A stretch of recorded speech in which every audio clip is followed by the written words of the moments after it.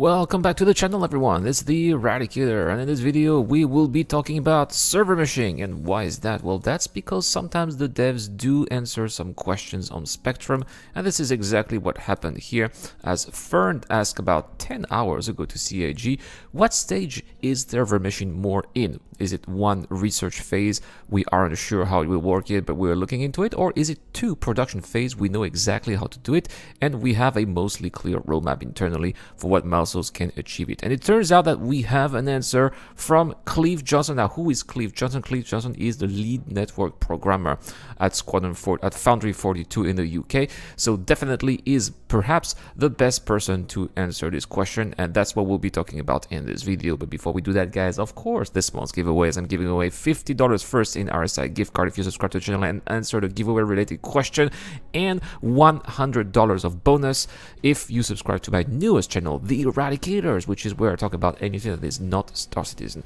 related. The link is in the description down below. Also, for my loyal supporters on Patreon and the join button member as well, I am giving away a C2 Hercules with lifetime insurance on my Discord channel. You should have the link to my Discord channel if you are a supporter of the channel, so I'm looking forward to seeing you there. Alright guys, well, let's have a look at what Clive Johnson has to say. So here, Clive Johnson is extremely straightforward. He says that it is definitely in production phase, so that would be answer number 2, right? We spent a lot of time and effort planning out server meshing until we were confident we had addressed all the major risks and unknown for the first version. This roadmap includes several integrations of our code back to the development mainline so that our changes are being tested by as many of our fellow developers as soon as possible and get included in the following quarterly release. Some of these integrations only affect things beneath the surface and haven't or won't have any noticeable impact on how players experience the game as a whole or its performance. From the outside, it may sometimes look like not much progress is being made.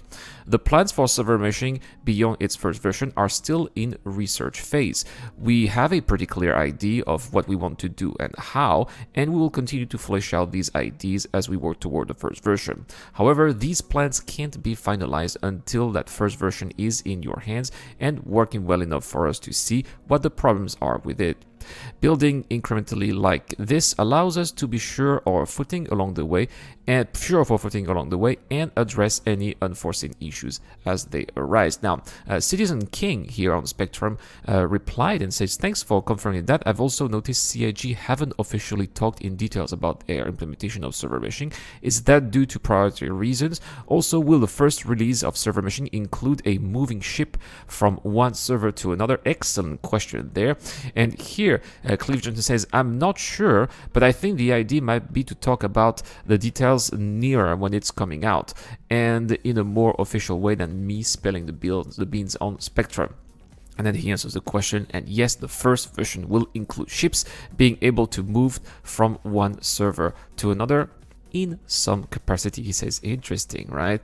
Now, in my opinion, this is somewhat of a confirmation that they are indeed working on at least removing the effects of the 30k error, right? When you disconnect from a server because the server crashes, for example, and then you lose pretty much everything, your progress, your cargo, sometimes even your ship, right? Because it gets in an unknown status and cannot be reclaimed.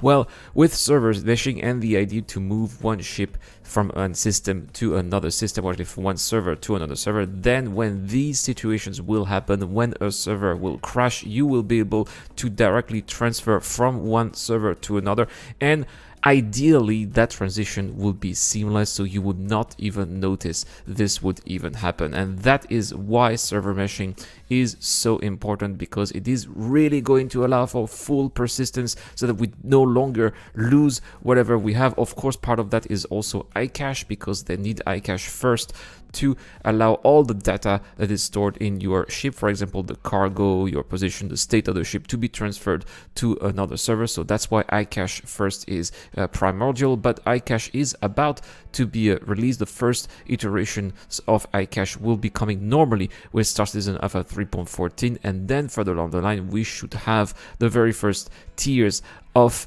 server meshing in the verse. Now, very interestingly, if you look at the roadmap, you do see that there is some work scheduled for server meshing already for Star Citizen Alpha 3.14. As of right now, we don't have any information about what this could be. This could be as simple as 2 servers meshing together to allow for a higher player cap, which is what I am suspecting. But again, it could be just some preliminary work for future releases coming in further down the line this year. So there we have it, guys. Exciting news again from Clive Johnson here. This is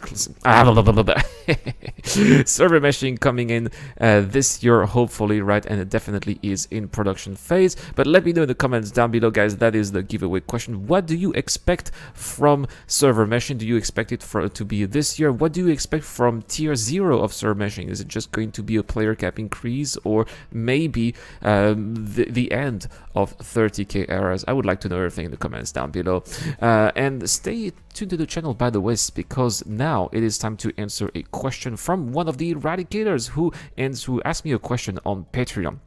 And here, Chris Zagadom is asking me, do you have any news for the Merchantman? I can't wait to get up to date with development here. So unfortunately, Chris, CIG has been very silent regarding the Merchantman, and though they are being asked regularly every time that we have, for example, a Star Citizen live with ships, they're always being asked about the Merchantman. The Merchantman right now is not in the production phase.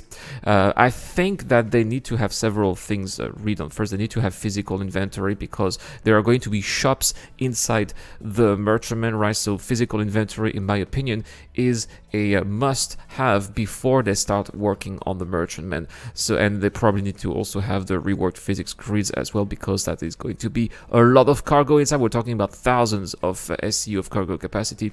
So unfortunately, the Merchantman is definitely not coming this year, and maybe at the end of next year at best, right? If they get server meshing, iCache, and physicalized inventory working properly. But then, is it going to be their priority for this kind of ship? There is a competitor to the Merchantman, and that is the Kraken Privateer, which is also a flying shopping center, I would guess, right? So which one is going to come first? Well, they have a lot of Drake ships, so I guess it would be easier to make a Drake ship first with that kind of gameplay and that kind of technology, and then do it on the Merchantman to do it as perfectly as possible. If I were CIG, that's what I would be doing. I hope that this is not going to disappoint anyone, but it's pure speculation here, of course, but I hope that I was also able to answer your question, Chris. And that marks the end of this video. Thank you very much for watching. As always, don't forget to please hit the like and subscribe buttons. It really helps the channel grow a lot, and I'll see you guys tomorrow for more content on the channel. This is the Eradicator. I'll see you guys later. This video is brought to you by the people who support this channel on Patreon and via the join button as well. Supporters of the channel get access to lots of cool perks, such as access to my private Discord, your question answered in the show, you get to know when I'm going to play, and also you get to have a chance to influence the editorial line of the channel. Any help is appreciated, starts at just $1 a month. Thank you very much for watching. This is the Eradicator, and I'll see you guys later.